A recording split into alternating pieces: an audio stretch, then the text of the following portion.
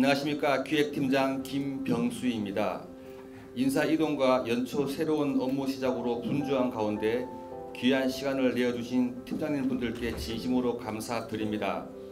오늘 특강은 지방 소멸이라는 큰 파도가 닥쳐오는 가운데 앞으로 검상군정을 이끌어갈 미래 꿈나무 팀장님들의 정책 마인드 함양을 위해 군수님 지시로 특별히 마련되었습니다.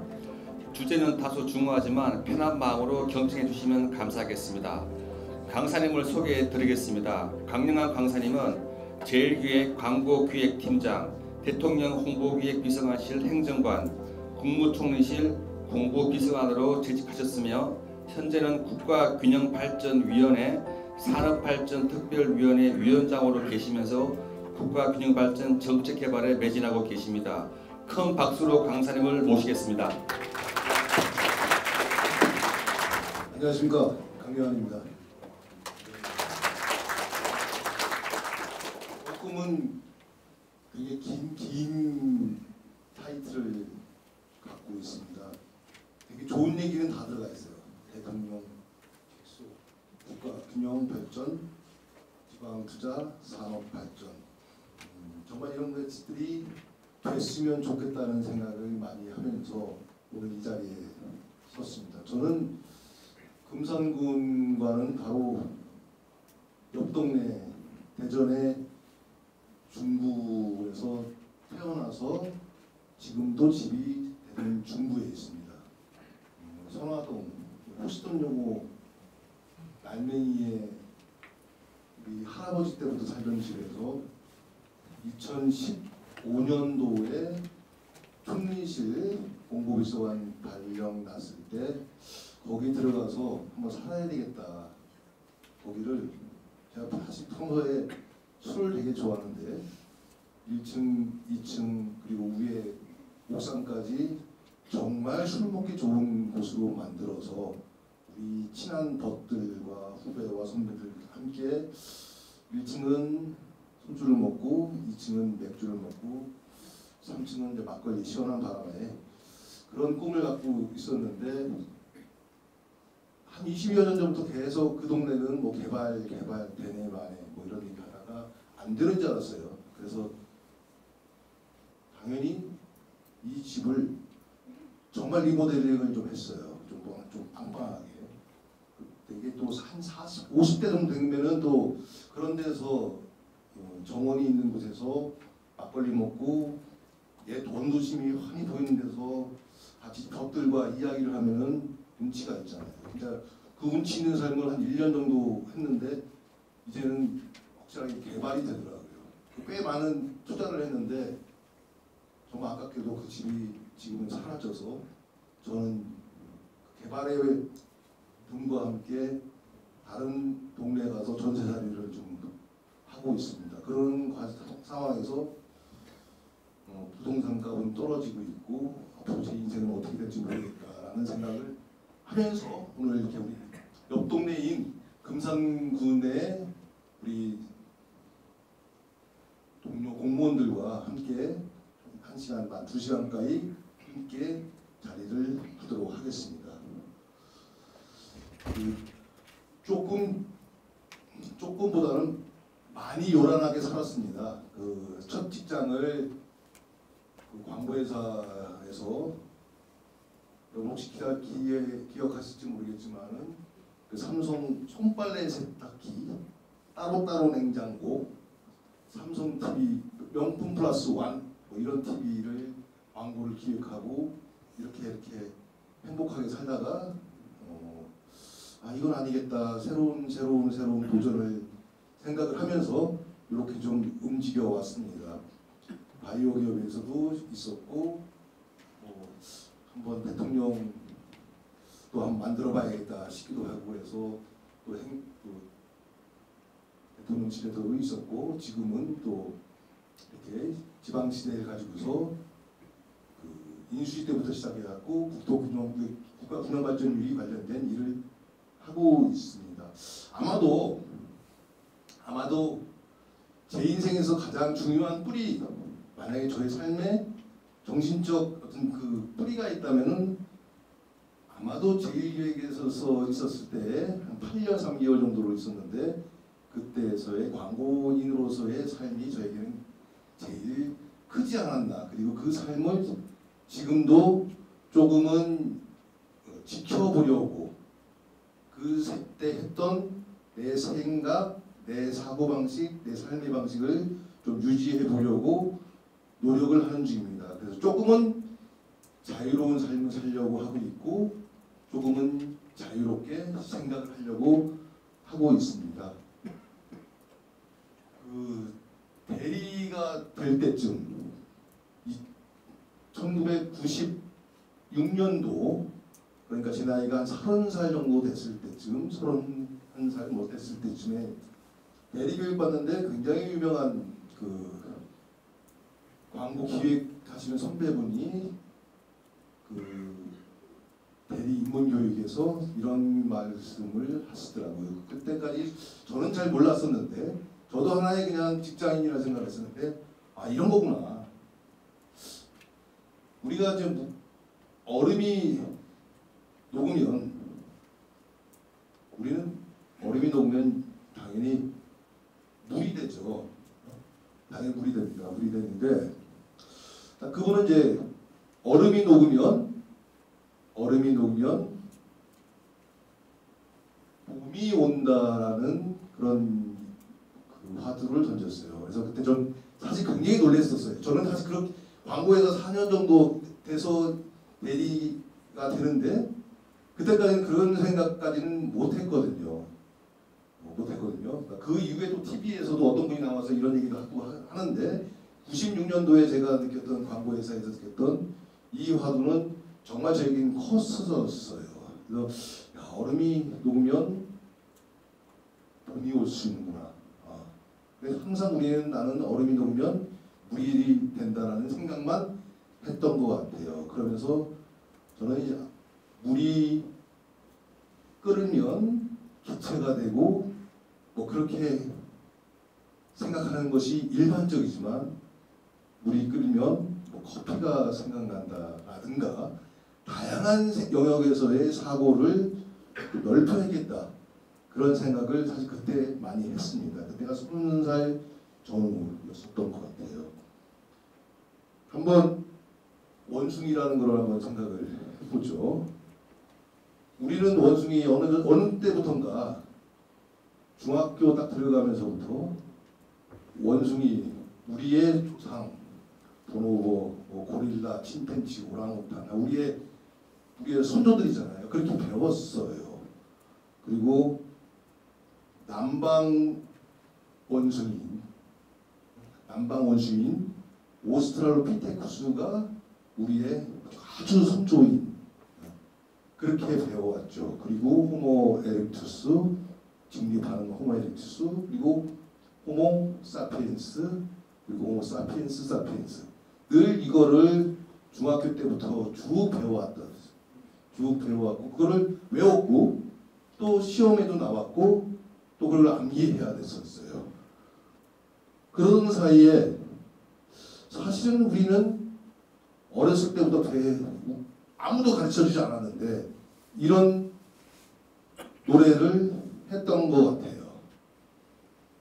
아무도 안 가르쳐주는데 자연스럽게 원숭이 똥구멍 빨개 빨가면 사과 사과는 맛있어 맛있으면 바나나는 길어 길으면 기차 기차는 빨라 빠른 비행기는 높으면 백두산 원숭이는 백두산이었던 거예요. 우리가 어렸을 때는 학교 교육을 받기 전에는 외우기 전에는 우리는 원숭이에서부터 저 백두산까지를 연상을 하면서 사실은 그 자연스럽게 자유인의 모습으로 사실 살아왔는데 어느 날 교육이라는 게 들어오고 등등등 하면서 우리는 원숭이에서 오스트랄로피테쿠스와 호모 사피엔스로 가는 그 길만을 우리는 생각을 해왔던 것 같아요. 그래서 우리가 어렸을 때 그 소중하게 그냥 자연스럽게 느꼈던 그 원숭이의 노래는 사라져버렸죠. 물론 두 개 다 맞는 거죠. 맞는데 우리는 한쪽 세상에 지배돼서 살아왔던 것 같아요. 그게 물리적 사고와 화학적인 사고의 차이라는 생각을 합니다. 두 가지 다 우리의 사고에 필요하죠. 원숭이는 오스트랄로피테쿠스와 호모 사피엔스 하는 것도 맞고, 원숭이는 감각, 미각과 시각과 촉각, 공감각을 거쳐서 백두산에 가는 것도 맞고, 그것이 제가 화학적 사고라고 생각을 해요. 이런 물리적 사고와 화학적 사고를 조금은 같이 균형 있게 하는 거, 저는 그게 기획이라고 생각을 합니다. 우리는 아마도 여러분들 공무원분들은 기승전결 논리 A, B, C, D 그 다음에 Z까지 가는 이 논리에 우리는 사실 되게 빠져 있죠. 그런데 조금 다르게 A는 D가 될 수 있고 A는 F가 될 수 있는, 그래서 다시 B로 오기도 하고, 이런 사고가 제가 봤을 때는 가장 중요한, 우리가 가야 좀 보강을 해야 될 우리의 사고 영역이 아니겠나라는 생각을 해봅니다. 그게 저는 크리에이티브라고 생각해요. 그게 창의라고 생각해요. 그게 광고회사에서 시작을 해서 지금 제가 지방시대를 쭉 이야기를 할 텐데, 광고회사에서 지방시대까지 자연스럽게 넘어올 수 있는 제 사고의 자유스러움, 그런 게 아니겠나 싶습니다. 저는 광고에서 시작을 해서 그래도 자유롭게 원숭이가 백두산을 가듯 지방시대로 연결될 수 있는 그런 사고를 나름대로 체험을 하면서 경험을 하고 키워왔던 것 같습니다. 그게 제가 봤을 때는 발상의 전환이라고 생각을 해요.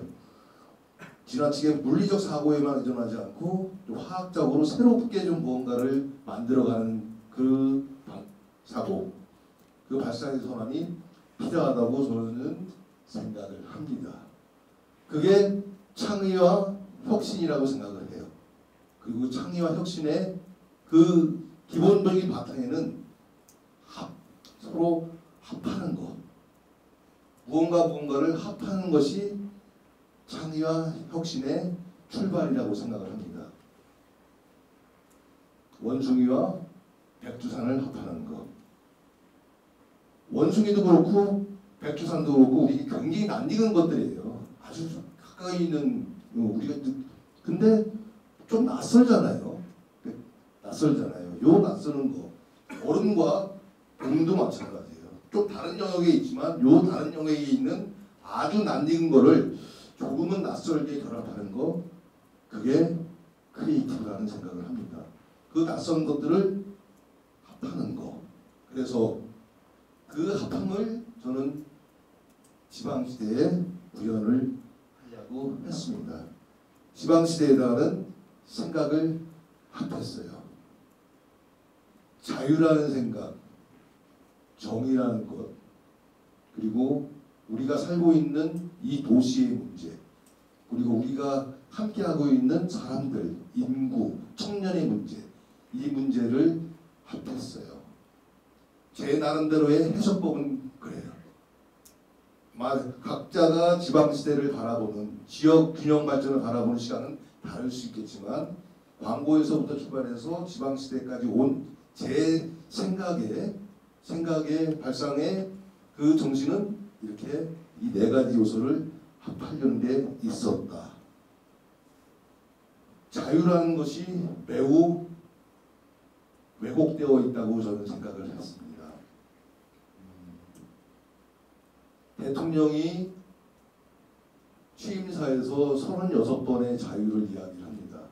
그리고 8.15 경축사에도 32번의 자유를 얘기를 해요. 그만큼 자유라는 것에 이 정부에서는 굉장히 중요한 가치를 부여하고 있어요. 저는 다른 것보다도 지자체가 자유롭지가 않아요. 국가가 중앙정부가 그어놓은 그 룰대로 그 방향대로 그 선대로 그대로 하게끔 하는 그런 현재의 지방의 모습이죠. 우리는 사실은 지방의 역할이 중앙정부의 역할이 너무 강하다 보니 국가의 역할이 너무 강하다 보니 많은 부분들이 국가가 해결해 줘야 될지 아마 국가가 책임이 있을 거야. 국가가 문제야. 국가의 많은 것들을 의문을 제기하고 역할을 부여하고 책임을 요구합니다. 사실은 그러다 보니까 많은 부분에 국가주의의 흔적들이 보이죠. 이건 뭐 어차피 국가가 중앙정부의 가이드고 그리고 대부분의 우리가 기획이라고 하더라도 대부분의 우리 지방에서 할 수 있는 거는 공모사업에서 틀에 맞춰서 해야 되는 거. 다 나눠 먹기식 아니면 별로 기획이 없는. 우리 그거를 또 기획이라고 얘기를 하는 그런 시대. 너무도 이 국가의 영역이 많아지고 자유로운 시장 질서에 의한 개인의 역할, 기업의 역할, 지방정부의 역할은 대단히 축소되는 그런 상황을 우리는 맞고 있습니다. 그리고 정의라는 것이 많이 훼손되고 있죠. 이번 정부는 뭐 정의와 상식을 매우 중요한 모토로 하는 정부이기도 하지만 대단히 정의롭지 못한 사회임에는 틀림이 없습니다. 똑같은 사양의 아파트가 서울에 있는 아파트와 우리 지방의 금산에 있는 아파트와 차이가 너무 크죠. 물론 여러 가지 요소에서 차이가 있을 수는 있어요. 근데 어느 정도의 이게 자산의 어떤 신장률이 있다고 한다면 그 신장률의 차이가 너무 크다는 거죠. 너무. 그게 뭐 한 1:2 뭐 이런 거 정도 수준이 아니라 어마어마한 차이가 있죠. 그 첫 스타트에 따라서 정말 차이가 심한 그런. 단지 지방에서 대학을 나왔다는 이유로 취업도 안 되고 급여도 힘들고 이런 실정. 이거는 어쩌면은 정의의 문제를 넘어서 사실은 우리가 상식적으로 수용하기에는 대단히 그 상식의 범위를 넘어선 그런 수준까지 온 것 같습니다.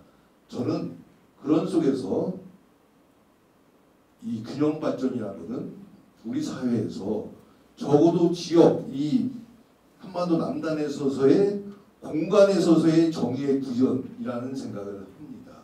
그래도 어느 정도의 기회라든가 어느 정도의 가치에 대한 인정이라는 것이 어느 정도는 비슷하게 누릴 수 있는 그런 어떤 정의는 반드시 복원돼야 되겠다라는 생각을 하죠.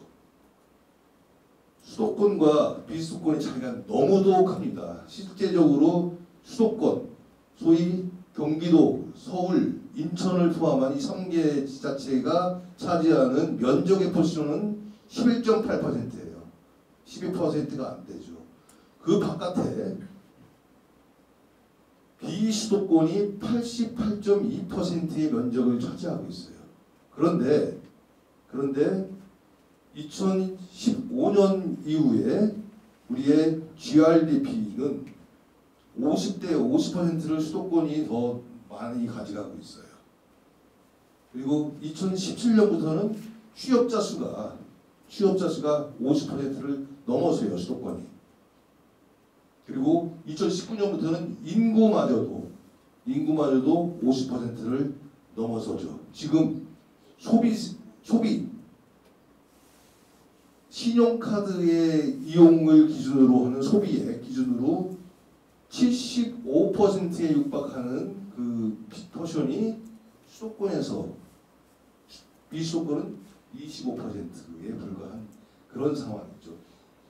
11.8%의 면적인데 너무도 차이가 나는 그런 상황입니다.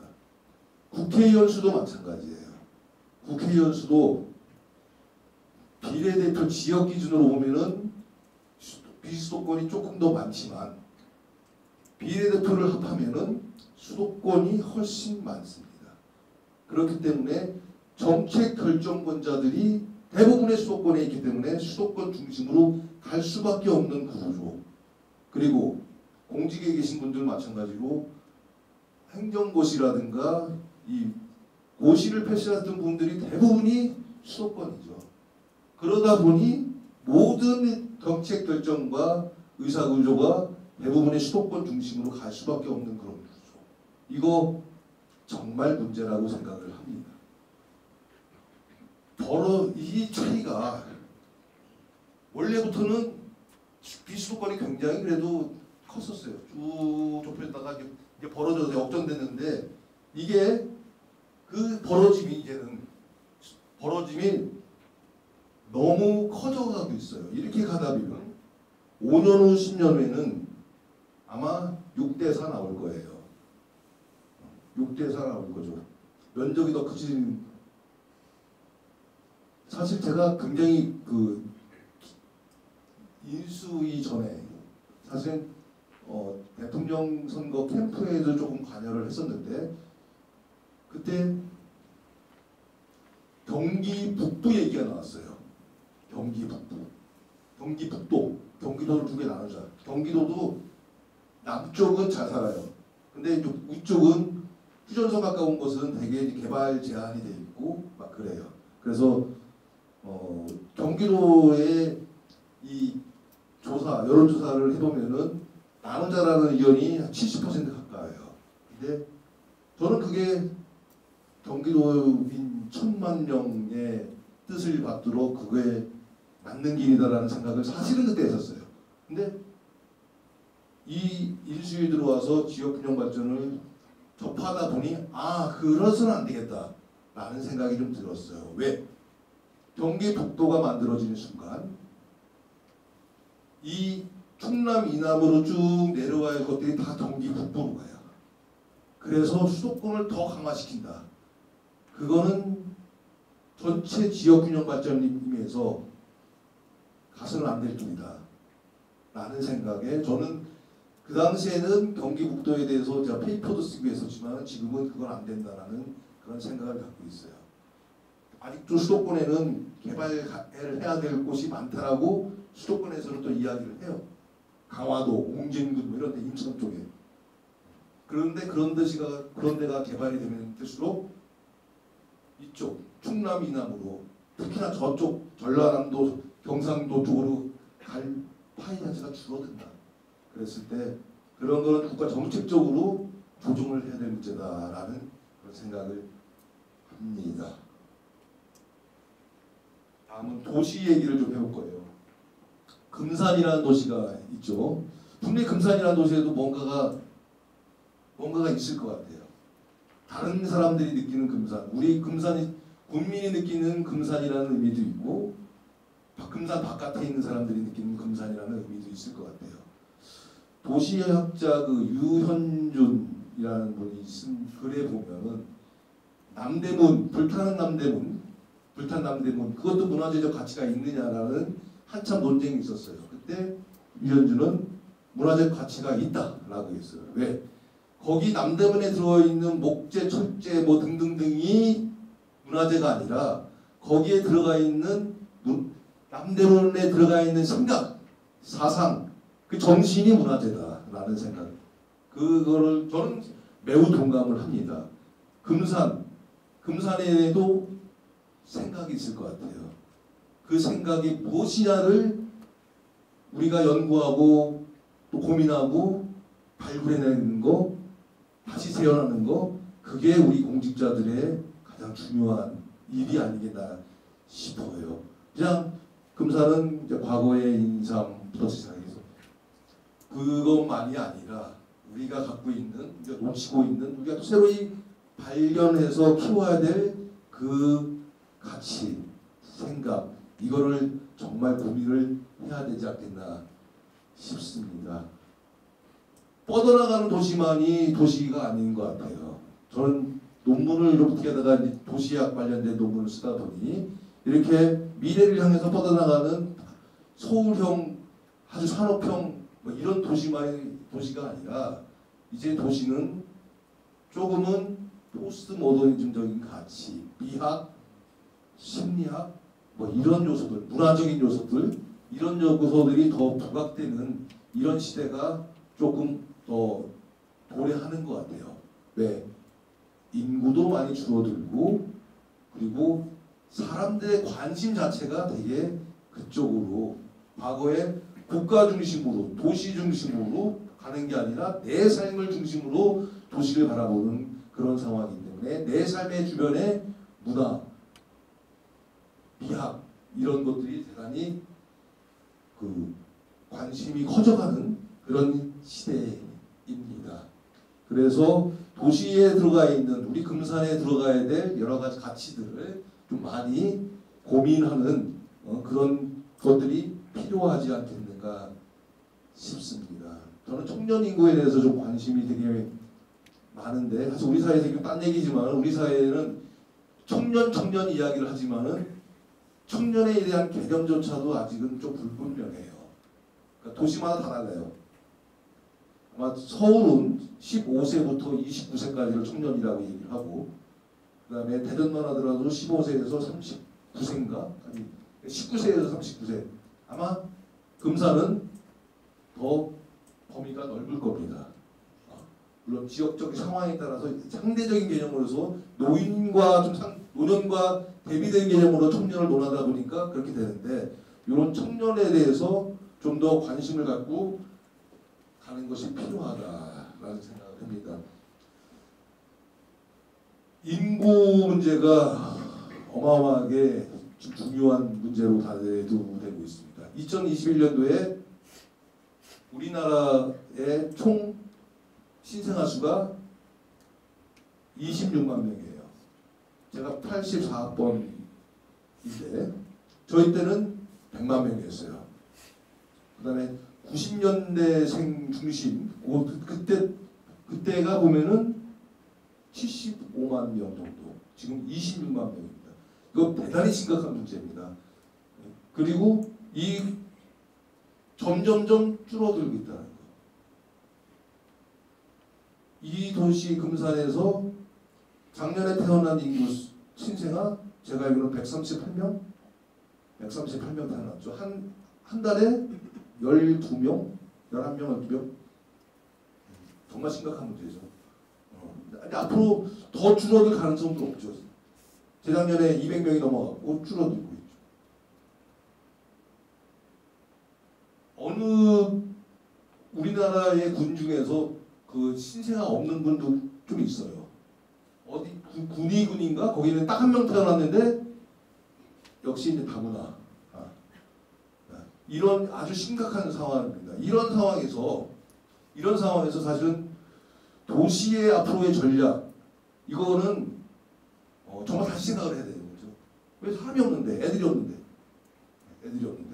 지금 2021년 기준 출산율 0.81명입니다. 1도 안 돼요. 일본이 1.36이에요. 이런 상황. 이게 굉장히 더 떨어지고 있다는 거. 이 문제는 사실은 보통 문제가 아닙니다. 게다가 청년들은 동이 났어요. 다 수도권을 가고 있어요. 충남 예외가 아니고 저기 보면 수도권으로 많이 빠져나가요. 2019년 현재 타지방에서 오는데 대부분 어디로 가냐? 아산, 천안이죠. 대부분이 이런 상황입니다. 결국 청년 문제는 매우 중요하고 금산도 예외가 아니기에 우리나라의 89곳이 지금 도시 소멸의 위기에 놓여 있죠. 더 심각한 문제인데 지금 뭐 1조 원의 뭐 지역 소멸 대응 기금 한다고 하는데 그것도 정말 소중하게 써야 되는데 과연 우리가 지금까지 해왔던 행정 패턴으로 썼을 때 과연 뭐가 남을까? 저는 생각이 들어요. 제가 봤을 때는 아마 어떤 건물 몇 개 남고 끝나지 않을까라는 그런 우려가 높습니다. 제가 봤을 때는 가장 중요한 문제는 매력도를 높이는 거예요. 사실 되게 어려운 얘기입니다. 어려운 얘기를 쉽게 이렇게 쭉 써버렸는데 금산의 매력도를 뭘로 할 거냐. 매력도를 저는 아마 군수님이 있었으면 되게 불편한 얘기일 수도 있겠지만은 표에 너무 의식하지 말자는 거죠.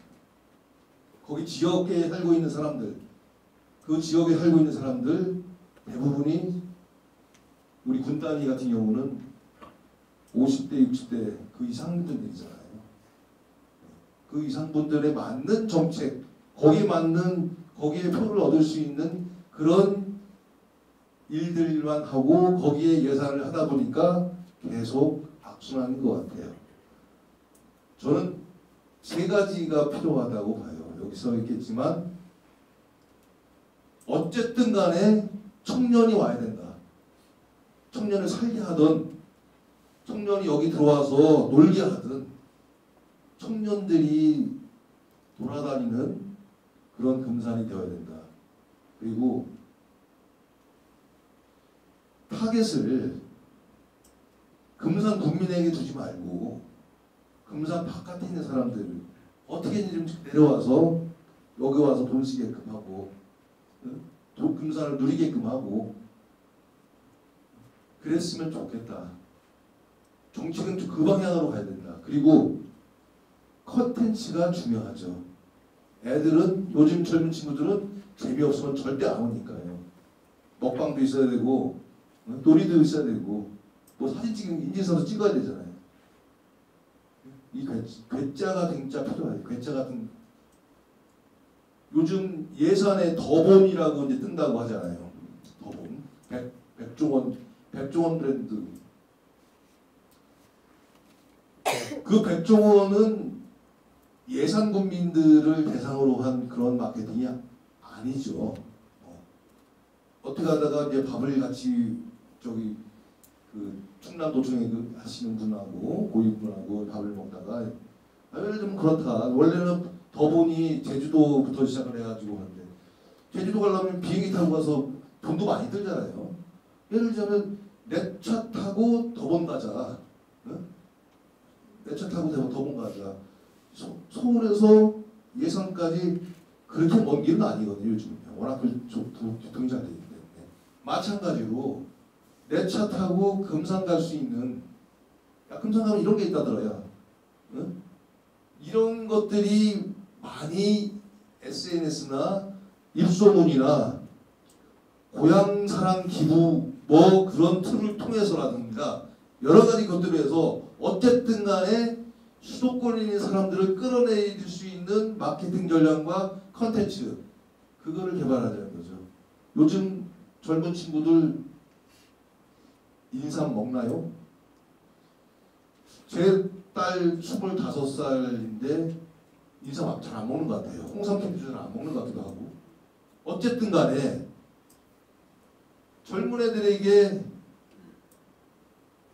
붕어빵에 인삼을 넣던 예를 들자면 어쨌든 간에 아이들에게 인삼이라는 것들을 활용해서 또는 인삼이 아닌 다른 금산의 자원을 가지고서 하든 젊은 친구들에게 어필할 수 있는 무언가를 개발을 하지 않는 한 저는 대단히 어렵다고 생각해요. 이렇게 금산 국민들과 금산에 가까운 대전에 출향한 몇몇 분들이 항상 여기에 와서 어떠한 행사가 있을 때 하다가 놀고 그때뿐인 그 금산이라면 그거 쉽지 않다더라고요. 좀 멀리 있는 사람들을 끌어오자, 젊은 사람들을 끌어오자. 그게 가장 중요한 문제 아니겠는가라는 생각을 해요. 그랬을 때는 무엇보다도 제가 봤을 때는 우리 군내에 있는 젊은 친구들의 역할이 매우 중요할 것 같아요. 정말 젊은 친구들, 30살 안쪽에 있는, 전후에 있는 그 사람들은 어쨌든 간에 주말에 어딘가를 놀러 가려는 욕구가 있잖아요. 그 마음 그대로 그 정신을 살려서 다른 쪽에서 올게 할 수 있는 그런 아이디어를 내게끔 하고 너무 규제하지 말고 자유롭게 상상의 나래를 펼치게 해서 그 젊은 친구들이 야 우리 금산을 좀 이렇게 좀 바꾸자, 응? 우리 좀 이렇게 바꾸자 이런 얘기가 자연스럽게 나오고 그런 것들이 좀 모여지는, 그래서 그게 정책으로 구현되고 한두 번 실패하면 어때요? 한두 번 실패하면 어때요? 그런 것들이 좀 실패를 무릅쓰고 무언가가 만들어지는 그런 금산의 풍토가 만들어져야지, 그렇지 않고 지나치게 우리의 세대, 금산 국민, 그리고 늘 해왔던 이 패턴으로 가게 되면 저는 금산의 미래는 그렇게 쉽지 않다라고 봅니다. 정말 청년, 타지인, 그리고 백자를 한번 발굴을 해보죠. 혹시나 필요하다면 저도 바로 옆 동네에서 그래도 살고 있기 때문에, 그래도 금산에 대한 나름대로의 애정을 갖고 있기 때문에 성심껏 도움 드리도록 하겠습니다. 지방시대에 대해서 좀 말씀을 드릴게요.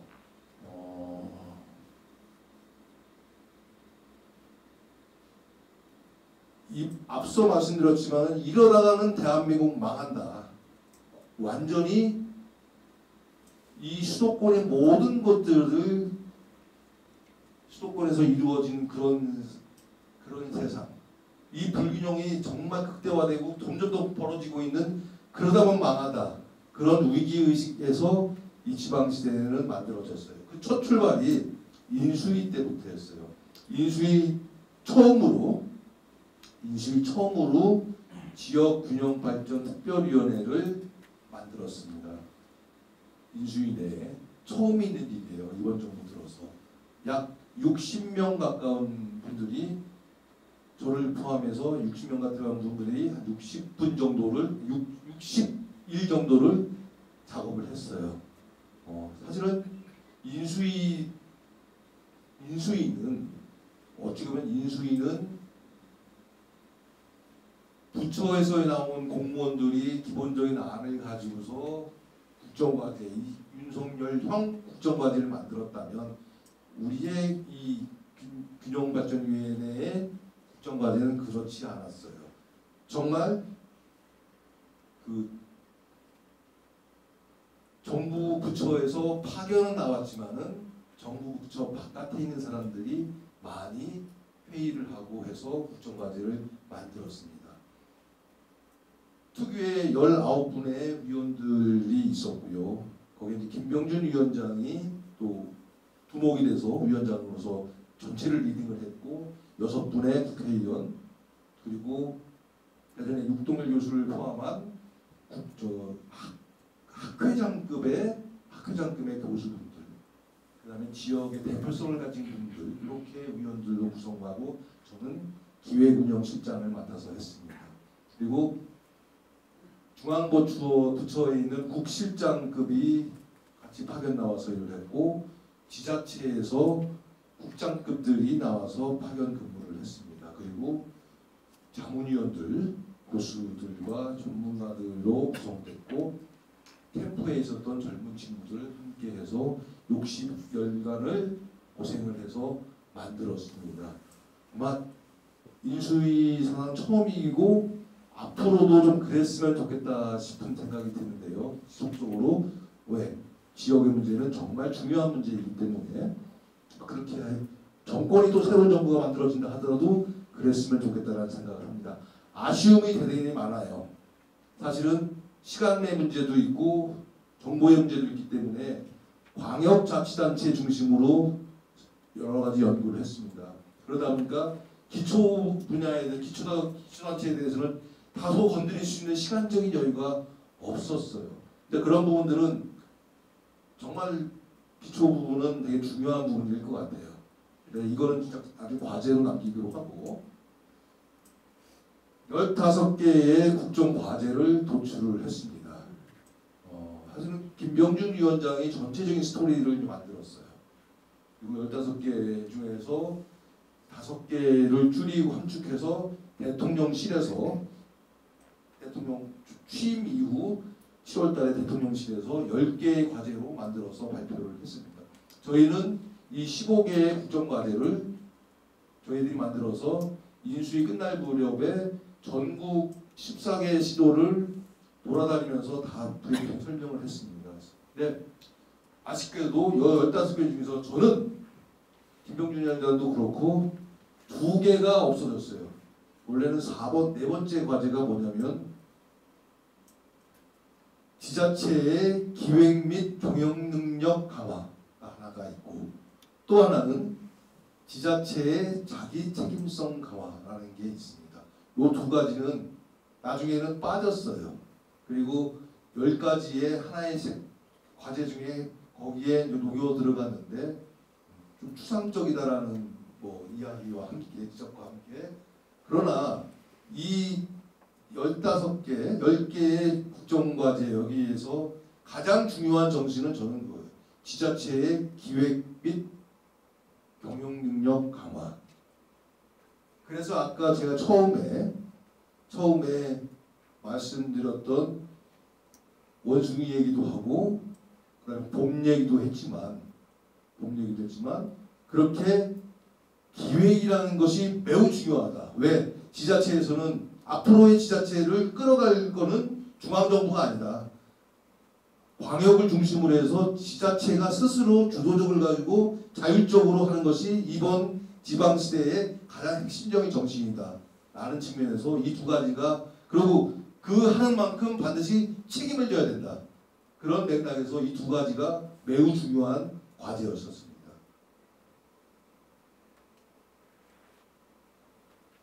2가지의 의미가 컸습니다. 아마도 이거는 우리나라의 지방자치 정책의 균형발전 정책의 앞으로의 가장 큰 축이 되어야 된다는 생각을 하는데요. 아마 지금까지 해왔던 거는 패러다임이 좀 바뀌어야 된다고 생각을 해요. 뭐냐? 첫 번째, 중앙정부가 지금까지 다 해왔어요. 중앙정부가. 지역균형발전 정책도 중앙정부가 틀을 짜고 지자체는 거기서 이제 알아서 다 하는 그런 체제였어요. 근데 이게 아니다. 지방자치단체가 주도적으로 가야 된다. 지자체가 주도적으로 가야 된다. 그 단적인 예 중에 하나가 요즘은 여러분들 뉴스에서도 많이 나오지만 교육 관련돼서 교육부에서 대학교에 대한 예산을 지금까지 쥐락펴락 했지만 그게 지자체로 넘어가죠. 지자체에서 지방대의 예산을 그거는 지방대 사정을 가장 잘하는 데는 지방자치단체다. 그래서 앞으로는 지자체가 대학과 함께 실질적으로 대학생의 문제, 청년들의 문제를 풀어가라. 이런 적이죠. 그런 정도로 지자체가 앞으로는 중심이 돼서 주도적으로 하라는 그게 하나가 있고 또 하나는 언제까지 공공기관을 이전해 목매야 되는가. 물론 당분간은 공공기관 이전을 해야 되겠지만 그것보다도 더 중요한 거는 항상 선거 때마다 나오는 이야기 있잖아요. 후보들이 항상 하는 얘기 기업 유치하겠다. 진짜 기업을 유치하는 것이 기업이 이전하는 것이 가장 중요한 지역 발전의 축이 되어야 된다는 이 2가지 지자체의 주도성과 그 다음에 기업 이전이 중심이 되어야 한다. 이 2가지가 가장 이번 정부의 지역균형발전 정책의 모토라고 해도 과언이 아니죠. 이거는 사실 쉬운 일은 아니에요.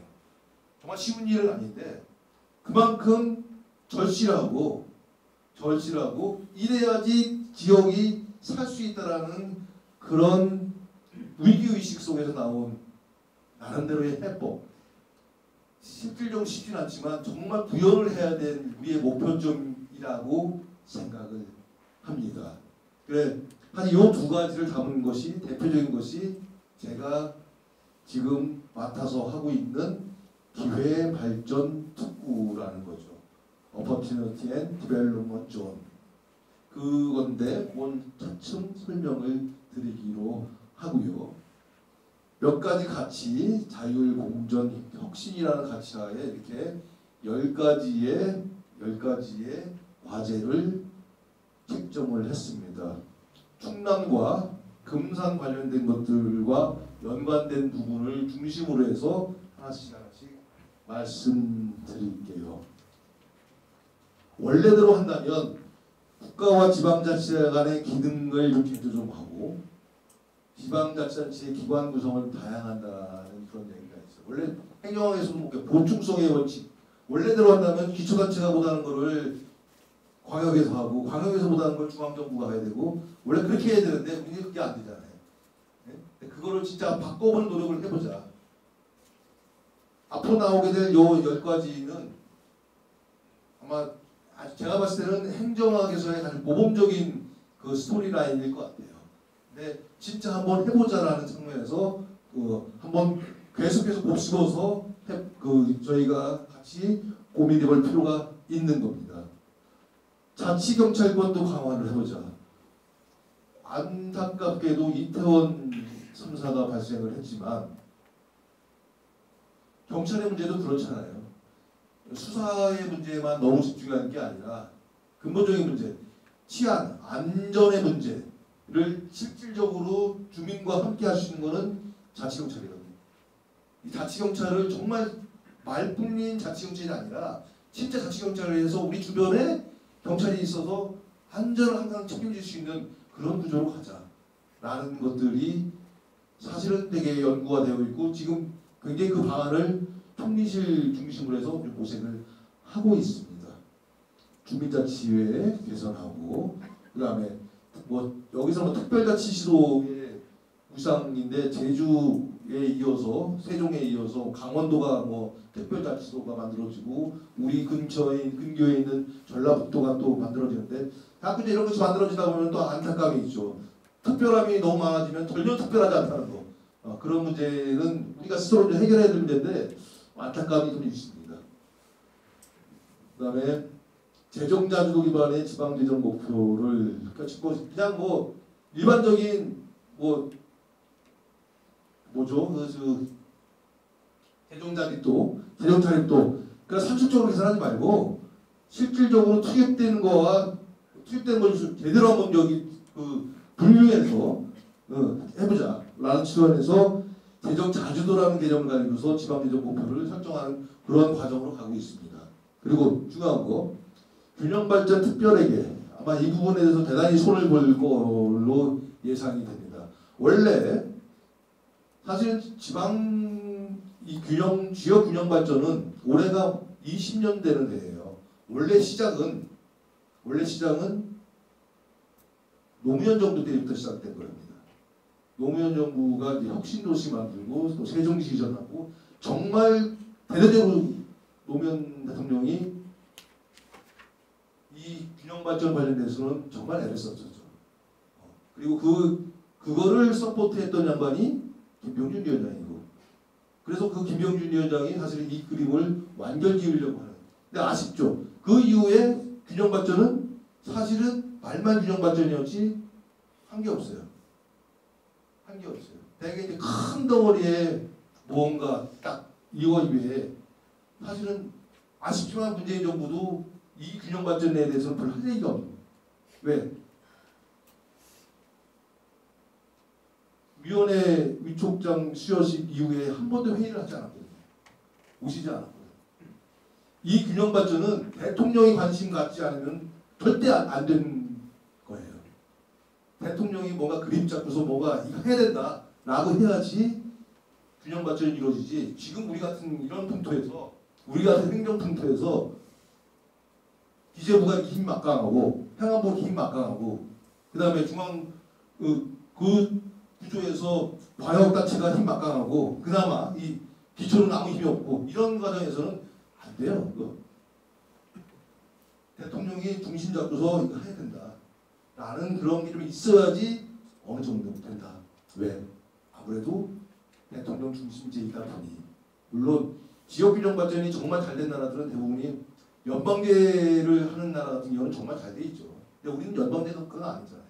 근데 사실은 지금은 거의 준 연방제 형식으로 이제는 지방 정부라는 표현을 쓰기로 해요. 광역지자체가 아니라 지방 정부다. 지자체는 아마 기초단체를 지자체라고 할 거예요. 이 정도로 지방의 정부 기능, 물론 입법, 행정, 사법 기능을 갖춰야 정부 될 수도 있겠지만 어쨌든 간에 중앙정부, 지방정부 이 개념으로 상당히 연방제성이 가미된 그 방향으로 가야 된다. 그거는 흐름이다. 그건 어쩔 수 없는 대세를 거슬러서는 안 된다라는 생각을 하고 그 맥락에서 상당히 많은 것들이 바뀌어야 돼. 조금 빗나갔지만 그 맥락에서 이 균형발전 특별회계는 매우 중요한 요소들이에요. 이 금발이의 이 예산들이 균특회계 예산들이 많이 지자체의 자율 예산으로 넘어와야 돼요. 그냥 지원 예산이 아니라 자율 예산으로. 지금 보면은 10여 년 전에 10조 정도의 균특 예산이었는데 작년도 10조 정도밖에 안 됐어요. 아마 근데 올해는 12조 9천억 정도로 대폭 늘어날 겁니다. 그리고 원래는 5대5였어요. 자율적, 포괄적 자율 예산과 이 지원 예산이 5대5 정도였는데 어느덧 쭉 가다 보니 자율적 예산은 2조 5천 정도고 대부분 이 지원 예산, 공모 사업을 해야 되는 그 예산, 그게 7.5%가 거예요. 그래서 실질적으로 균특회계라고 하지만은 균특회계 예산이라고 하지만은 실질적으로 중앙에서 키를 잡고서 나눠주는 거기에 지방자치단체는 그냥 음모해서 따먹는 그런 수준. 근데 이거 바꿔야 된다는 거죠. 그래서 전반적인 자율적 예산을 확대시키는 방향, 그 방향으로 전체 모 예산이 커감과 동시에 자율적으로 운영할 수 있는 예산이 커가는 방향으로 만들어질 거예요. 아쉬운 게 하나 있어요. 원래는 예타제도 같은 것도 좀 전향적으로 하려고 했어요. 언제까지 500억으로 묶여있는 이제는 규모가 있는데 그래도 한 1,000억 정도로 좀 늘려야 되고 그리고 이놈의 예타 올리다 보면은 시간 허비가 무지하게 많잖아요. 이것도 좀 속도감 있게 빠르게 좀 할 수 있는 그런 구조로 만들어야 된다는데 아쉽게도 빠져 있어요. 근데 어쨌든 간에 이런 부분들은 흐름상으로 반드시 개선을 해야 될 국정과제에 포함되지 않았지만 개선돼야 될 그럴 상황이고 흐름이다. 그 얘기는 이 균특이 자율예산이 많아진다는 얘기는 광역단체가 쓸 돈이 많아진다는 얘기고 자율적으로 그건 뭐냐면 금산구는 어쨌든 간에 김태흠 지사가 됐든 어디 가든 충남도 통하고 잘 좋은 관계 속에서 예산을 많이 가져올 수 있는 그런 네트워크를 그리고 그 노력을 많이 경주해야 된다. 그래서 이쪽 금산에 갖고 올 수 있는 그런 예산을 많이 좀 따와야 된다. 그래서 그 역할이 앞으로 되게 중요할 겁니다. 충남에 많이 왔는데 금산에 안 오면 뭐 하겠어요. 그런 부분들에 대해서 적극적으로 기초단체에서도 예산관 중심으로 또는 군수님, 부군수님 중심으로 해가지고 이런 부분들을 어떻게 해서 세일즈를 해서 가져올 것인가를 고민을 이제 본격적으로 해야 되지 않겠나라는 생각을 해봅니다. 지역인재 육성을 해서 교육 문제입니다. 교육 문제에 대해서 굉장히 중요합니다. 사실은 제가 알기로는 대통령은 교육부 폐지론자예요. 그리고 원래는 인수위 설치될 때 교육 문제는 지역 균형 발전 특위에서 검토를 하면 안 되겠냐라고 했었어요. 근데 김병주 위원장이 아유 그건 아니다. 그래서 인수위로 돌려보낸다는 얘기가 있는데 저는 그렇게 생각해요. 지방의 문제는 교육의 문제고 교육의 문제는 지방의 문제라고 생각해요. 그러니까 군산의 문제도 교육의 문제라고 생각해요. 교육을 어떻게 잘 끌어가느냐도 대단히 중요한 포인트일 것 같아요. 그래 교육 자유 특구라는 것들이 지방시대위원회법에 하나의 중요한 섹터로 점령해 해야 된다라는 정도까지 들어갈 겁니다. 지금 그렇게 나오고 있고 교육자의 특구는 매우 중요한 개념. 원래 시작은 대안학교로부터 출발을 했어요. 그러니까 요즘은 학부모들의 또는 학생들의 이 교육에 대한 수준이 옛날과는 다르잖아요. 굉장히 높은 이 수준을 담아줘야 되는데 우리나라의 교육 쪽의 이 수준이 따라가지 못해요. 그래서 또 그러다 보니까 대안학교 같은 학교들이 많이 만들어지고 학교 교육 일관적 획일적 교육에서 벗어나서 또 다른 어떤 대자유로운 교육들의 장들이 많이 펼쳐지고 그거를 이제는 인정을 해야 될 때가 아니냐 그런 거죠. 학생들에게 애들에게 학부모에게 교육 선택권의 자유를 부여해야 하는 것을 그래서 이 교육자유 특구는 시작됐어요. 왜 대안학교 나온 학생들은 검정고시를 또 봐야 돼요. 사실 문제가 많거든요. 그래서 왜 교육부가 졸업장을 독점하고 있는가? 왜 교육부가 나름대로 어떠한 모임체가 만들어져서 학교를 대안학교로 만든다면 거기에서 주도적으로 모금도 하고 해서 학교를 만들고 커리큘럼도 거서 만들고 교사도 채용 알아서 하고 그게 뭐가 잘못됐는가? 그래서 외국에 있는 뭐 발도로 부교육이라든가 이런 것들을 이제는 우리나라에도 정말 많은데 그런 걸 인정해야 될 때가 아니냐.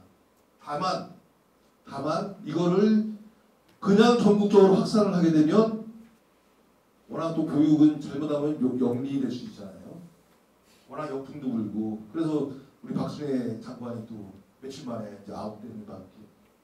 근데 뭐 여러 가지 문제가 있을 수 있는데 사실은 그래서 교육 자율성 확대 시범지구라고 해가지고 원래는 이제 세종시부터 시작해서 여기서부터 한번 해보자. 조금 확대를 해보자. 뭐 이런 착수를 했는데 지금은 이번 정부가 이제 본격적으로 가동되면서 아마 이 부분에 대해서 좀 허용을 많이 넓게 좀 할 거예요. 하는데 제가 봤을 때는 금산 같은 경우도 이런 교육 자유화, 그러니까 교육 자유 특구 같은 경우는 적극적으로 활용할 필요가 있겠다. 왜? 저도 경험이 있거든요. 왜? 우리 딸아이가 좀 학교 밖 어린이 청소년이었어요.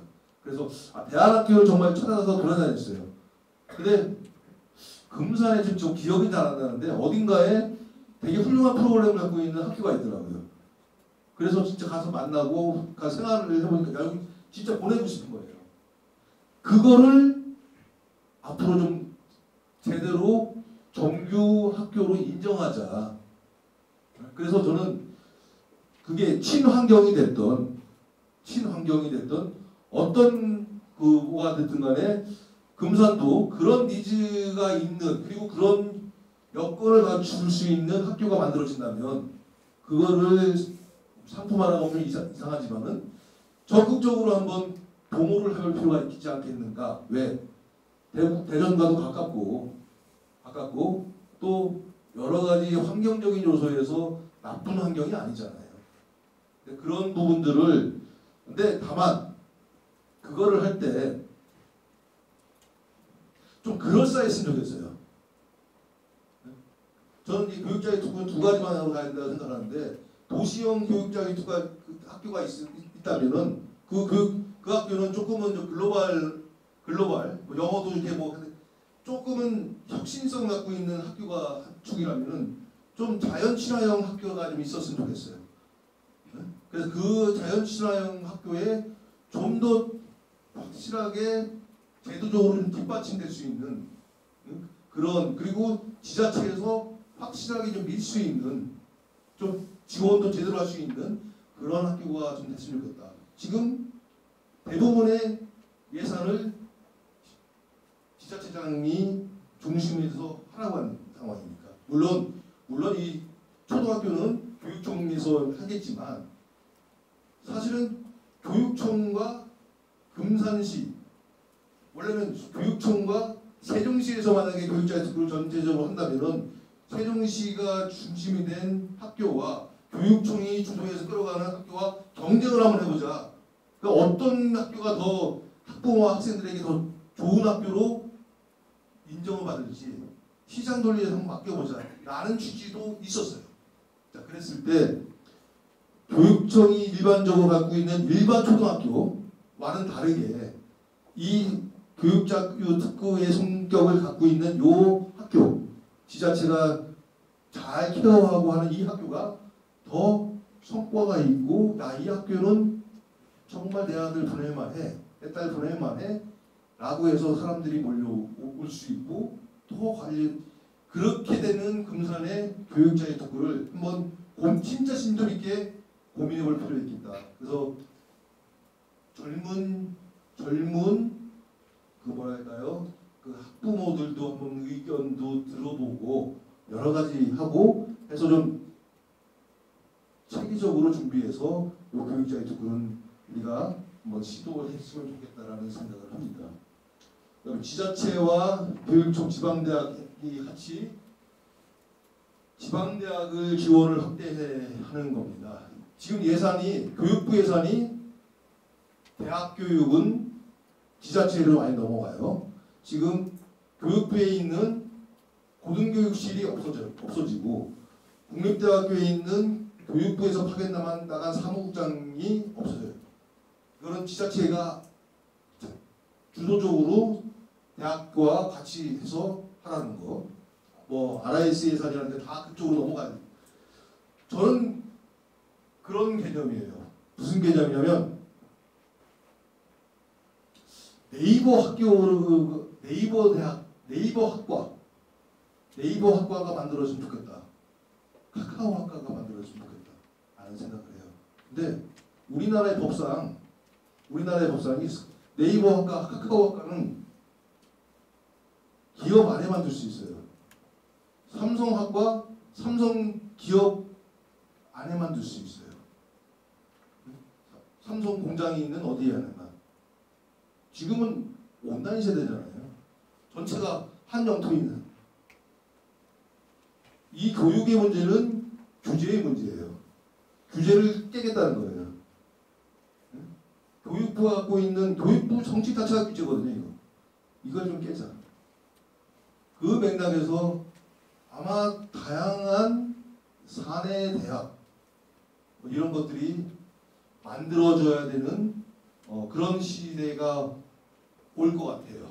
그리고 와야 되고, 그래서 네이버 학과, 삼성 학과, 뭐 이런 것들이 만들어질 수가 있어야 되겠죠.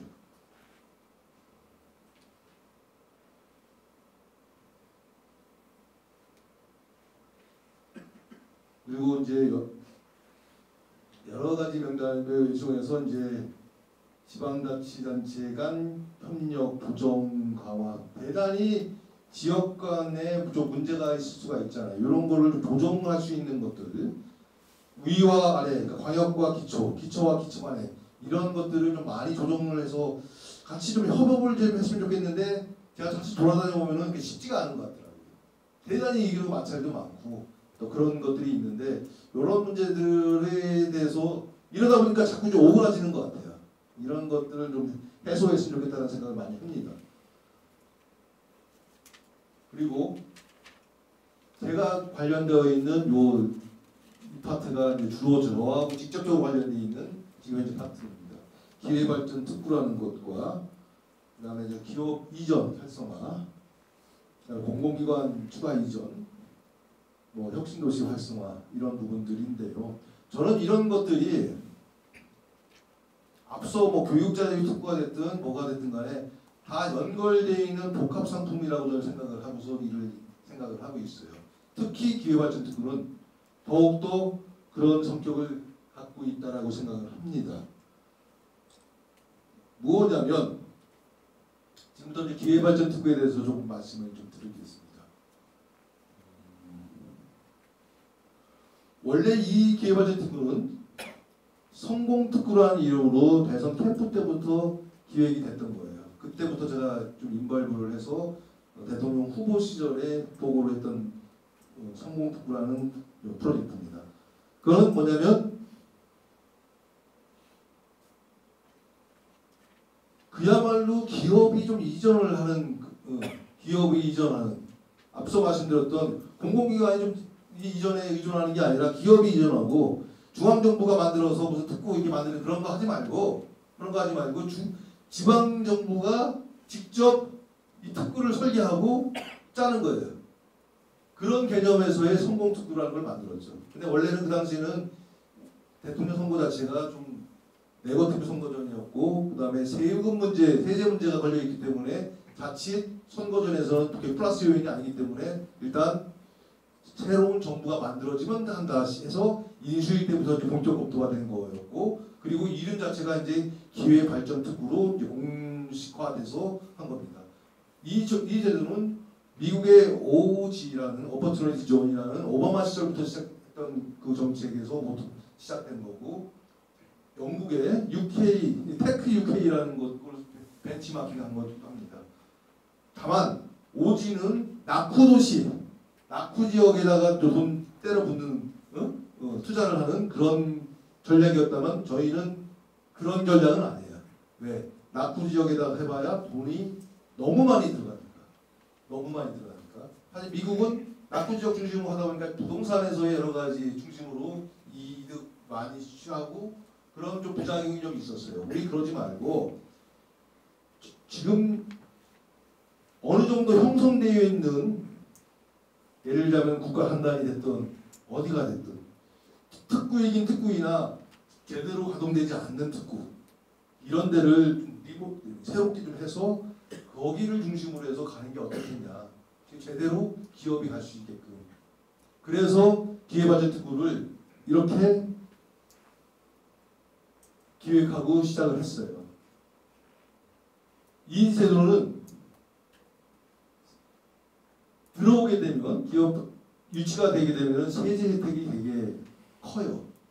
세제 혜택이. 이 세제 혜택은 대통령 워딩으로 말하면 우리나라 같은 경우는 법인세만 주면은 법인세만 혜택이 있어봐야 아무 의미가 없다. 개인세, 상속세라든가 이런 부분들, 양도소득세 이런 부분들에 대해서 파격적인 혜택이죠. 이건희 회장이 들어가지고 20조의 세금이 국세청으로 갈 게 아니라 야 이게 만약에 기업 활동으로 선순환된다면 어떨까? 라는 문제의식. 그래서 상속세 문제, 지금 현재 보면은 기업주에게서 가장 문제 중에 하나가 상속세. 지역도 마찬가지예요. 이거에 대한 획기적인 개선 방안을 만들어보자라는 취지가 상당히 강해요. 그러니까 들어오게 되면은 세제 혜택이 상당하죠.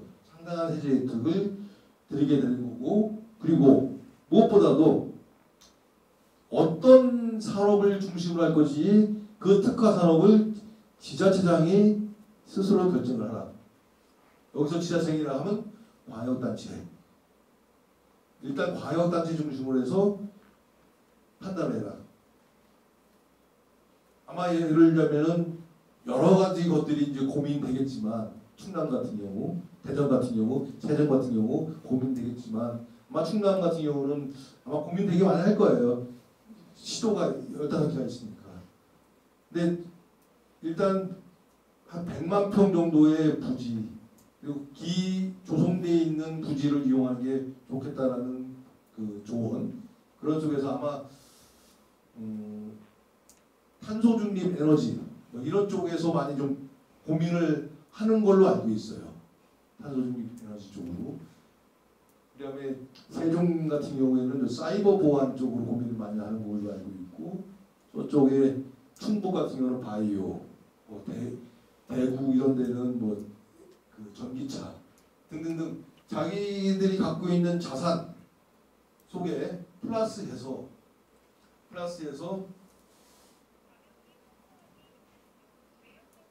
정말 기업을 끌어올 수 있느냐, 정말 끌어올 수 있느냐. 이게 어느 정도의 그냥 뭐 이게 만들었다고 기업이 오는 게 아니라 일단은 타겟을 정하고 접촉을 해야죠. 어느 정도 의사를 갖고 있어야지. 그래야지 그 의사에 대해서 이게 갖고 있는 기업에 세제 혜택을 주죠. 그래서 충남에 맞는 지자체에 맞는 특화 산업 그리고 특화 부지를 한 100만 평 정도로 선정을 하고 거기에 맞게끔 기업을 염두에 두고 해봐라. 또 하나 중요한 문제인데 앞서 처음 말씀드렸지만 청년들이 일하고 살고 하고 매력도를 느낄 수 있는 그런 산업을 한번 생각을 해보자. 청년들이. 그러니까 우리가 보통 얘기하면은 생각하면 연상하면은 무슨 특구, 산단 이렇게 되면 되게 그림이 되게 그렇잖아요. 대충 어떤 플랜트가 있고 트럭이 좀 있고 뭐 하여튼간에 뭐 이런 공장이 있고 사실 그런데 청년들이 요즘 잘 안 가잖아요. 안 가잖아요. 그래서 아예 발상 자체를 청년들이 좀 찾을 수 있는, 올 수 있는 그런 미니 도시도 한번 생각을 해보자. 그래서 거기에는 정주 여건, 그러니까 젊은 친구들이 와서 아기 낳고 살 수 있는 그런 여건들을 만들고, 거기에 또 젊은 친구들이 사내 대학을 통해서 취업도 가능할 수 있는 그런 여건도 만들고, 그래서 젊은 친구들이 와서 살고 일하고 하는 그런, 그리고 기업도 같이 있는 그런 특구를 만들자. 그거는 기간이 걸리겠죠. 한 3, 40년, 40년 정도 됐을 때는 적어도 우리의 특구는 그런 특구가 좀 됐으면 되겠다. 라는 생각에 지금 2023년부터 준비를 해야 되겠다. 저는 그런 생각이 듭니다. 예를 들어 그 특구에는 기업이 가장 안타까워하는 게 지방에 인재가 없다는 거 아니에요. 그 불만이잖아요. 인재가 육성될 수 있는 그런 터전을 만들자. 그래서 예를 들자면 카카오라는 기업이 그 기업이 만약에 여기에 온다면 카카오 학과를 만드는 거죠. 카카오 대학원을 만드는 거죠. 카카오 대학원을. 그런데 카카오 학교가 만들어지면은 기존에 있는 학교하고 뭐 대단 경쟁이 기존 학교들이 엄청나게 반발하겠죠.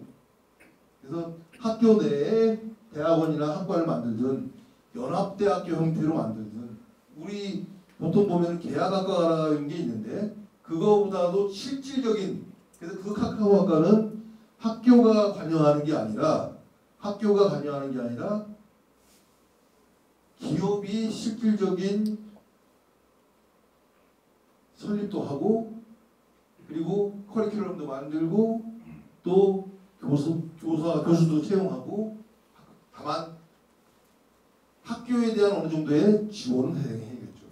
그런 형태로 해서 카카오 학과가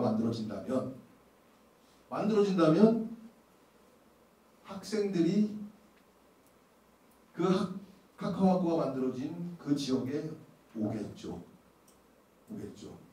그리고 저 서울에서도 내려오겠죠. 선거 때만 되면은 서울대학교를 뭐 파리처럼 프랑스처럼 뭐 제1 파리 대학, 뭐 이 대학 저는 그런 생각을 해요. 지금 대한민국의 서울대학교보다 높은 커트라인의 학교가 꽤 있어요. 학과가 의과대학은 다 높아요.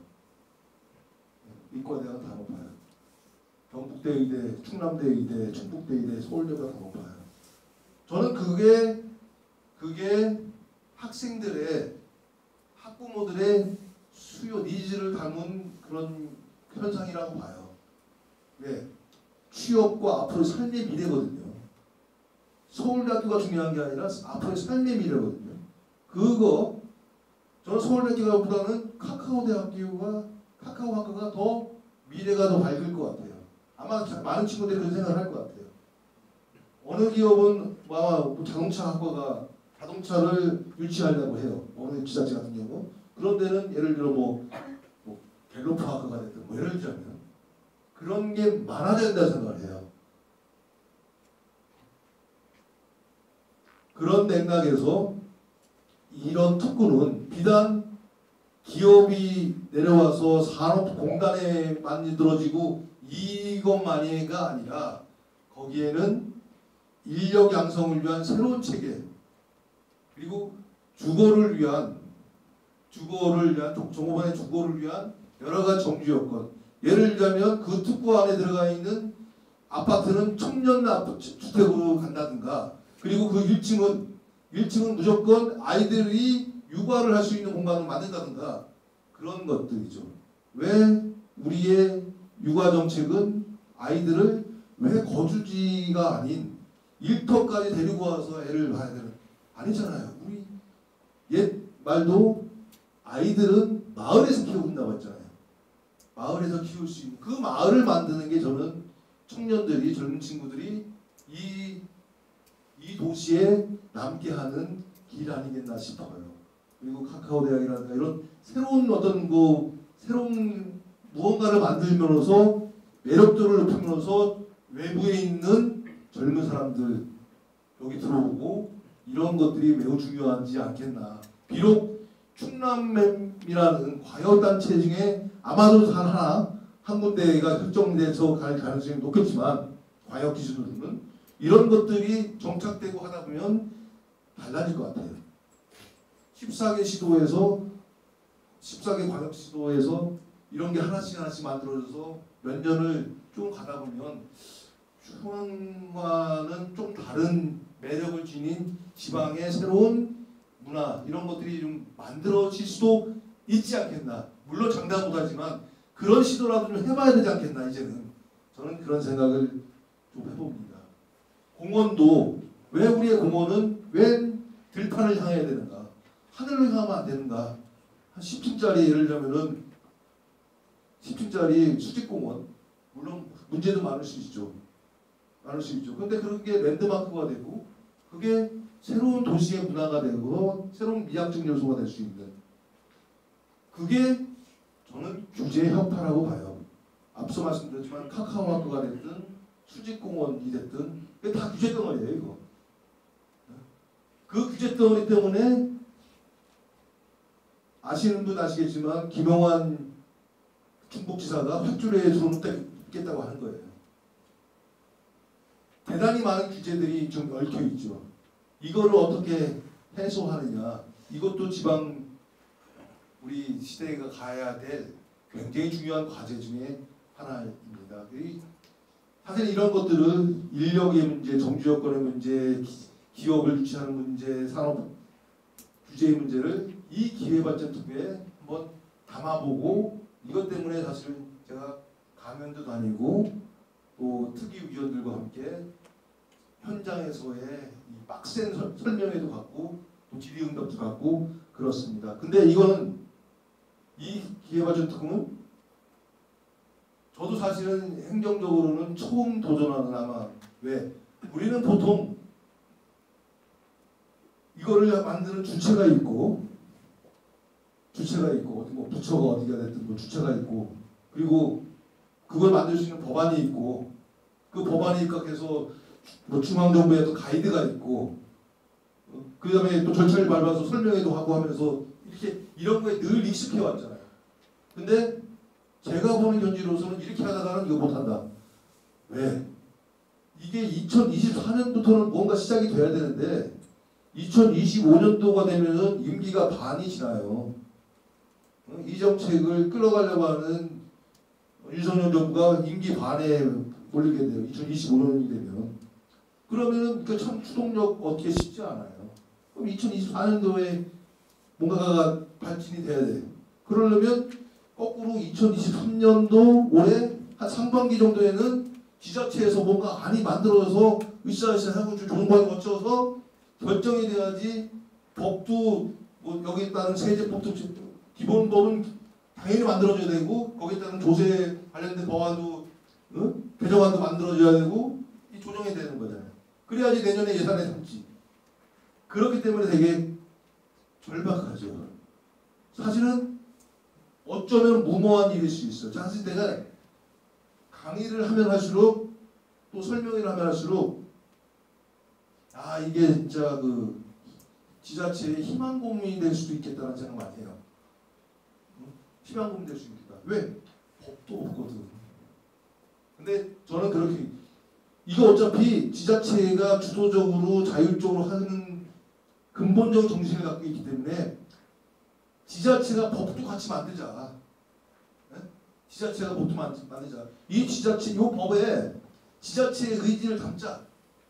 기업의 의지를 담자. 왜 법에는 부처의 정신, 부처의 이 계산만 담아야 되는가? 저는 사실 그거에 대해서 사실 격렬하게 사실은 사실 내가 한 거 하면서 지금 가고 있어요. 이 세제 문제라든가 여러 가지 교육, 취업 등등 다 갖춘 이건데 특히나 세제 관련돼서는 대단히 어마어마해요. 어떤 것까지 갖고 있냐면 예를 들면 서울에서 아파트를 팔았어요. 서울에서 아파트를 팔았어. 그 아파트 판 거에 50%까지는 예를 들면 그 기회받은 특구에 있는 그 지역에 그 지역에 충청남도에 이사와 그리고 여기다 투자를 해. 기회발전 특구 펀드, ODG 펀드에 ODG 펀드가 또 많이 좀 계획 중에 있는데 ODG 펀드에 투자를 해. 자 그러면 양도소득세가 있잖아요. 팔았을 때. 그 양도세를 5년 정도 지나면 50%, 10년 지나면 100% 감면해 주는 거예요. 자 그러면 어차피 내 세금인데 한 5억의 뭔가 세금이 있다. 여기다 투자해서 그거에 따른 펀드 수익도 없고 이런 정책이죠. 이게 뭐냐면 개인에게도 혜택이 될 수 있는 그래서 수도권에 살고 있는 사람들이 실질적으로 집도 이사하고 여기에다가 투자도 해서 양쪽으로 하여튼 간에 양도소득세도 세이브하고 또 주거환경 자기 삶의 질도 높이는 그런 정책으로 유도하자는 모든 것을 갖고 있어요. 그러다 보니 대단히 세제 문제에 대해서 기재부가 촉각을 세울 수밖에 없죠. 촉각을 세울 수밖에 없어요. 2월 10일 날 중앙지방협의체에 보고를 하는데 그 보고 자료를 놓고서 어마어마한 싸움이 있어요. 기재부와 뭐 제가 중간 타협에서 절충도 하고 그렇게 하고 있는데 이게 만약에 안 된다 그러면은 이거 갈 길 대단히 어렵죠.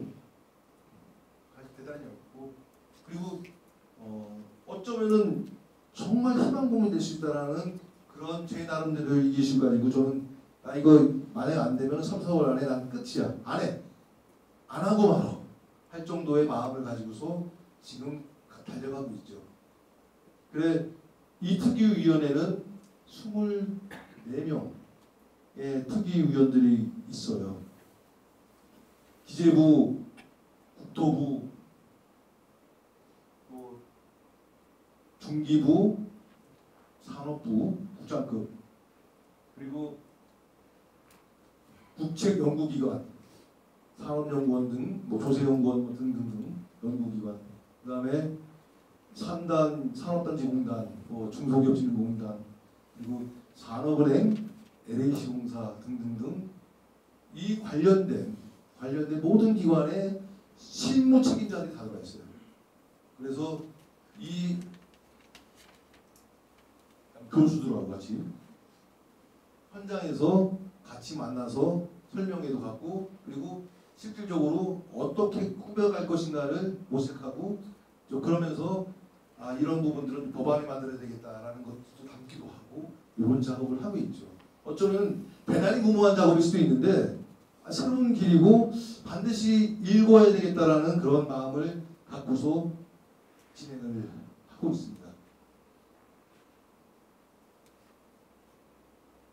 여러 가지 지역 맞춤형 창업 혁신생 태계 지금 우리나라 학생들을 좀 어떻게 산업 현장으로 연결시켜서 일자리 창출하고 이런 것들이 대단히 많아요. 근데 그 많은 것들을 좀 조정을 좀 했으면 좋겠다는 생각을 하고 그런 맥락에서 이런 것들도 있고 그다음에 지역금융 충청 같은 경우는 충청은행 그러니까 대전 본사 지역은행이 이제 대통령 공약이기도 하고 근데 사실 제가 보기엔 이런 부분이 너무 안타까운 거죠. 왜? 빨리 만들어야죠. 그러니까 대통령 공약이란 말이에요. 대통령 공약이고 대통령 공약이면은 도지사 공약이나 그 광역시장 공약보다 그거는 위에 올라가서 검토를 해야 되잖아요. 기재부라든가 뭐 당 그러다 보면은 그 참 쉽지가 않아요. 대통령 공약은 대통령 공약이기 때문에 더 갈 길이 조금은 편해요. 이 공약은 사실은 대전에 본사를 둔 지역은행인데 그 성격은 벤처 투자 은행이에요. 뭐냐면 우리나라에 지금 그렇게 뭐 KB국민은행, 과거의 충청은행 같은 향수 그거 통하는 사회가 아니에요 지금. 카카오은행도 있는데 토스가 훨씬 좋은데 그런 은행 또 만들자는 것도 아니고 새로운 은행이에요. 새로운 개념의 은행. 새로운 개념의 은행. 이건 원래는 벤처 투자금융. 그래서 산업은행에서 10조를 쏜다는 거 아니에요. 원래 공약에 산업은행에서 10조를 쏘고 그 다음에 모자라면 수출입은행에서 뜯겠다. 이거 아니에요. 그럼 빨리 그 맥락으로 가서 하여튼 대전시와 충남이 같이 좀 해서 일단 만든 작업 같은 간에 미샤이샤에서 만들고 그 다음에 세부 조정, 미세 조정은 그 이후 문제죠. 지금 각자 갖고 있잖아요. 이런 거 보면 정말 안타깝죠 저는. 그러니까 이런 부분에서 코어가 상당히 필요하다 생각을 하고 그 다음에 이제 지역 소상공인 관련돼서 로컬 크리에이터라는 부분이 대단히 중요한 그 특히 우리 같은 금산군 같은 경우는 매우 중요한 것 같아요. 이건 뭐냐면 딱 한마디로 말하면 대전에 성심당 같은 걸 만들자는 거예요. 예? 저 강릉에 테라로사 같은 걸 만들자는 거예요. 더본은 너무 추인형이고 그런 거 말고 더본 같은 전략도 있지만은 금산에 앞서 이제 괴짜 컨텐츠를 가지고 바깥에서 올 수 있는 청년들이 오는 그 무언가를 만들자. 그런 개념인 거예요. 그래서 그런 부분들에서 앞서 말씀드렸듯이 젊은 친구들이 한번 정말 앞서서 야 우리 좀 금산에 맞는 작은 출발일지 모르겠지만은 그런 거 한번 해보자. 요즘 애들은 아무리 작다 하더라도 그게 추억이 되고 무언가 볼거리가 되면 온단 말이죠. 그런 것들을 한번 해보자라는 측면에서 이 로컬 크리에이터 같은 저 같은 사람도 필요할지 모르지만은 특히 젊은 사람들 중심으로 해서 우리 모종민 교수라고 있습니다. 모종민 교수라고 그 로컬 크리에이터의 대통령하고도 매우 가까운 분이고 굉장히 전문가예요. 이런 분들 초빙해서 젊은 사람들 중심으로 해서 강의 같이 토론회 갖는 것도 매우 중요하지 않겠나. 그래서 실제 우리의 금산에 맞는 새로운 로컬 크리에이터 전략 같은 것들을 한번 물론 단방에 뭔가 만들어지는 게 아니라 그래서 아예 별동 팀을 만들어서 그거를 진짜 한번 해보는 것도 어떻겠나. 너무 큰 기대는 하지 마시고 너무 큰 기대는 처음에 하지 마시고 이런 스타트라도 한번 해보면 어떻겠나 라는 생각에서 이 로컬 크리에이터를 좀 강추하는 바이고요. 밖에 여러 가지 아마 지역 관련된 많은 것들이 있을 겁니다. 많은 것들이 있고 비록 스타트하는 시점이 다가서 그렇지 막 이런 방향으로 쭉 우리나라 지역 정책은 갈 거예요. 왜냐하면 대단히 모범적인 방향이라고 많은 사람들이 생각을 하고 또 교수들과 일반 사람들이 진영 논리를 떠나서 이념을 떠나서 되게 공인되는 인정하는 그런 부분이기 때문에 그렇고요. 그 다음에 앞서 말씀드렸지만 여러분들 대통령 공약을 좀 유심히 보고서 충남과 연계를 해서 가시는 게 좋겠다는 생각을 많이 해요. 그 충남에 이런 부분들이 있죠. 이런 부분들이 있는데 충남 공약들도 한번 들여다보고 대통령 공약이고요. 또 여기에 연결해서 김태형 지사의 금산 공약 또 한번 들여다보셔가지고 접목되는 거, 그다음에 앞서 말씀드렸던 국정과제 접목되는 부분을 조금 스터디하셔가지고 하나씩 만들어가는 것이 매우 중요하지 않겠나 싶어요. 제가 이거 여러분들 쭉 보면은 지금 14개 시도가 있고 3개 서울시, 경기도, 인천 공약과는 조금 다른 게 있어요. 제가 봤을 때 14개 시도의 공약은 이 공약을 다 하잖아요. 충남을 포함해서 14개 시도, 17개 시도 다 하면은 저는 대한민국 망한다고 생각해요. 정말 대한민국 망해요. 이 다 하게 되면. 그렇기 때문에 우선순위가 되게 필요하고, 그렇기 때문에 국가균형발전위원회의 롤이 필요하다는 생각을 저 개인적으로 하고요. 또 하나는 그럼 쭉 보시면 아시겠지만은 되게 비슷해요. 되게 비슷해요.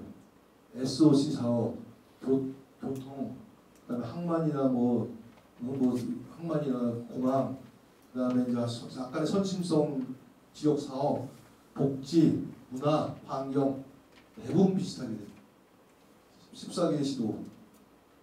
그건 뭐냐면은 그 머리가 그 머리라는 얘기죠, 대부분이. 그래서 기획이 더 필요하다는 생각을 해요. 조금 수도권이 조금 차별화됐어요. 조금 달라요. 그게 제가 보기엔 기획이 힘이라는 생각을 해요. 저도 앞서 원숭이와 백두산 얘기를 하고 얼음과 봄 이야기를 했는데 사실 이 이야기를 하고 싶어서 그런 거예요. 우리가 봄을 생각하고 백두산을 생각을 하고 그게 조금은 좀 시도해보고 체화된다면은 우리의 기획은 달라질 수 있다.